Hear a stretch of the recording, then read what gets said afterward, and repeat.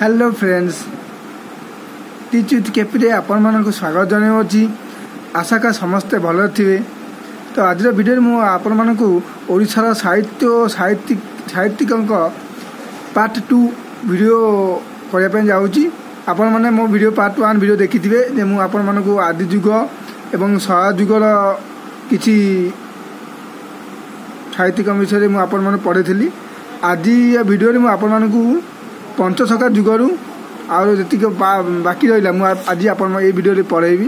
यदि वीडियो को मो सब्सक्राइब करना एवं मो चैनल को सब्सक्राइब करूँ पाखे थे बेल आइकन प्रेस कर दिंतु जहाँफल मो वीडियो अपलोड करी आप नोटिफिकेशन पाइपर जहाँ आपण परीक्षा पे उपयोगी प्रश्नपत्र हो पार।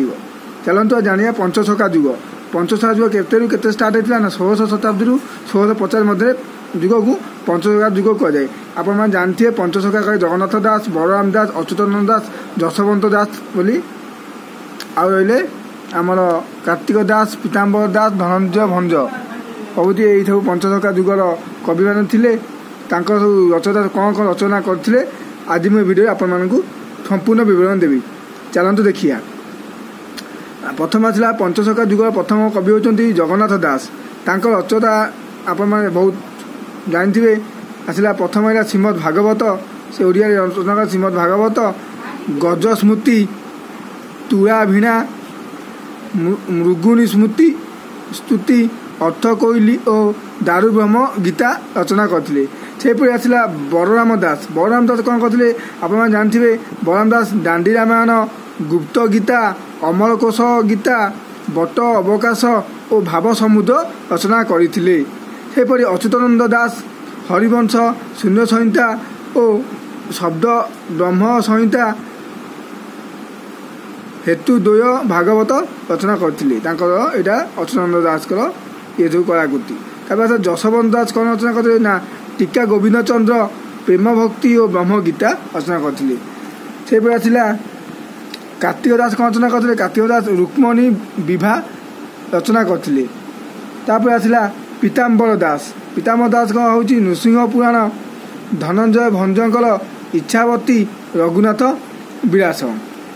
स्टूडेंट आपण मानक मुझे वीडियोटी नहीं बहुत यह आपण मानक बहुत काम देव। विभिन्न प्रकार परीक्षा आपण मैंने जानते OSSC, OSSC, Odisha police excise ये परीक्षा बहुत क्वेश्चन आसा सहित आपण मैंने जानी रखा दे आम ओडिशार साहित्य भितर जानी रखा कहीं केते किए आपण मैंने पचारदे आपण मानक प्रश्न न पारे उत्तर आपण मानक खराब लगी थाए। तेणुक आपण मैंने वीडियो शेष पर्यटन देखूँ बहुत किसी आप तथ्य पाइपर। चलते देखा रीतिजुग। रीतिजुग कौन हो 1650 रु 1880 मध्य रीतिजुग कह जाए।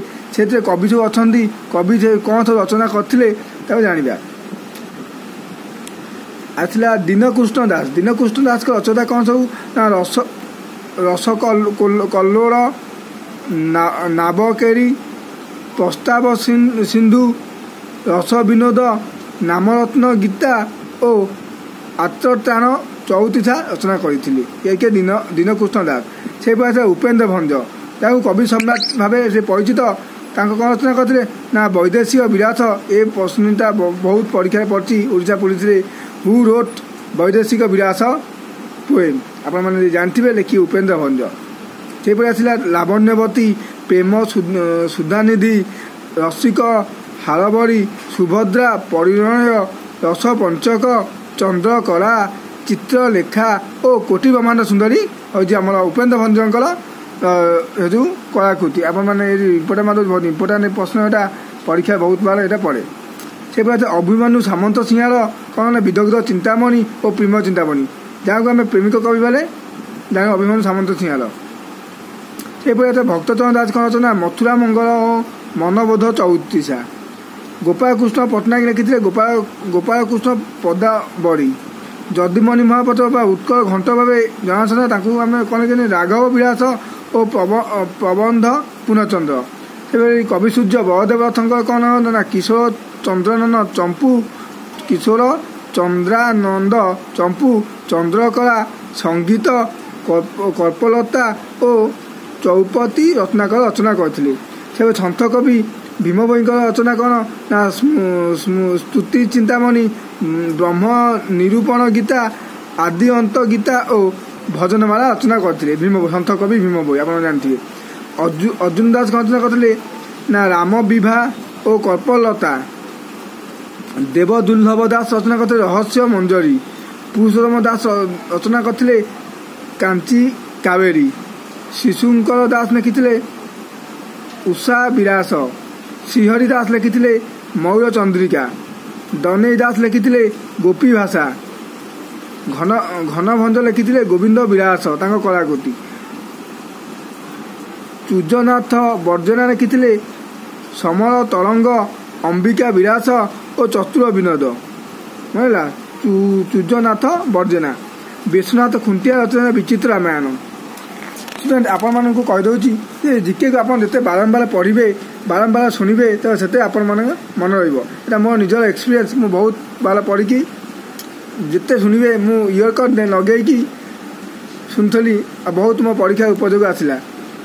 ଚାଲନ୍ତୁ ଦେଖିବା ଆଧୁନିକ ଯୁଗ। ଆଧୁନିକ ଯୁଗରେ କ'ଣ ହେଇଥିଲା ନା 1880ରୁ 1909 ମଧ୍ୟରେ ଯୁଗକୁ ଆଧୁନିକ ଯୁଗ ବୋଲି ବିବେଚନା କରାଯାଇଛି। ଏଥିରେ ବିଭିନ୍ନ ଅଛନ୍ତି ଆଧୁନିକ ଯୁଗର କବିଗଣ ଅଛନ୍ତି। ତାଙ୍କ ଦ୍ୱାରା ରଚୟିତା ସବୁ କବିତା ଗୁଡ଼ା କ'ଣ ଆମେ ଜାଣିବା। ଆସିଲା ରାଧାନାଥ ରାୟ।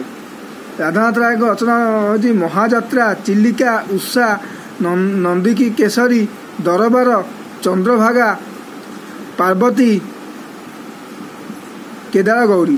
ରାଧାନାଥଙ୍କୁ କବି ବଳ ରାଧାନାଥ ରାୟ ଉପାଧି ପାଇଛନ୍ତି କବି ବଳ ମନେ ରଖନ୍ତୁ। ସେ ପାଇଥିଲା ଫକୀର ମୋହନ ସେନାପତି ବା ବ୍ୟାସକବି ଭାବେ ଜଣାଶୁଣା।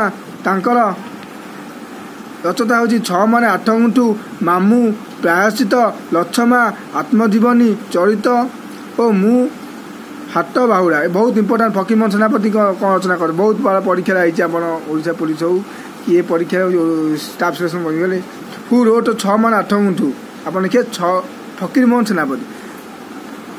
ତାପରେ ଆସିଲା ମଧୁସୂଦନ ରାଓ।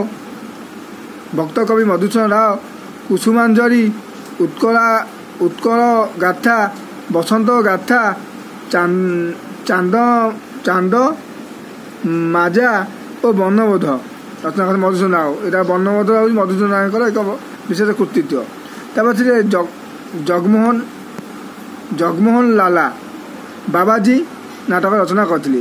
ଗଙ୍ଗାଧର ମେହେର ରଚନା କରିଥିଲେ ତପସ୍ୱିନୀ, ପ୍ରଣୟ, ଗଙ୍ଗାଧର ମେହେର ତପସ୍ୱିନୀ, ପ୍ରଣୟ, ଶର୍ମିଷ୍ଠା, ସୀତା ବନବାସ ଓ କନକଲତା।